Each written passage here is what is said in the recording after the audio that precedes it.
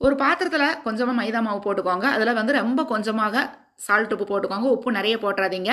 1 spoon எண்ணெய் ஊத்திட்டு இதை வந்து பெசஞ்சுக்கோங்க. இந்த பெசையக்கூடிய மாவு வந்து சப்பாத்தி மாவ விட கொஞ்சம் லூஸாக இருக்கணும்.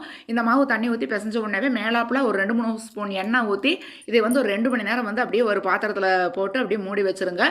இப்போ சக்கரவள்ளி கிழங்கு வந்து நம்ம வேக வச்சுட்டு, தோலெல்லாம் உரிச்சுட்டு, அதை வந்து நல்லா மசிச்சு வச்சுக்கணும்.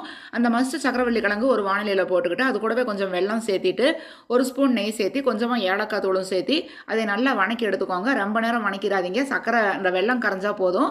அதுக்கப்புறமா ஒரு பிளாஸ்டிக் சீட் ஒண்ணு எடுத்துக்கோங்க. அதில வந்து நம்ம ஏற்கனவே பெசஞ்சு வச்சிருக்கக்கூடிய அந்த மைதா மாவு வந்து அப்படியே தட்டி வச்சுக்கோங்க. அதில வந்து சக்கரவள்ளி கிழங்கு உருண்டைகள வந்து வச்சு அப்படியே க்ளோஸ் பண்ணி நீங்க தோசைக்கல் அடுப்புல வச்சுட்டு, அந்த தோசைக்கல் சூடான உடனேவே சப்பாத்தி எப்படி போட்டு எடுப்பீங்களோ, அதே மாரி அடுப்பு சிம்ல வச்சுக்கிட்டு, இது வந்து போட்டு எடுங்க. சக்கரவள்ளி கிழங்கு புட்டு இப்ப உங்களுக்கு ரெடி ஆயிருச்சு.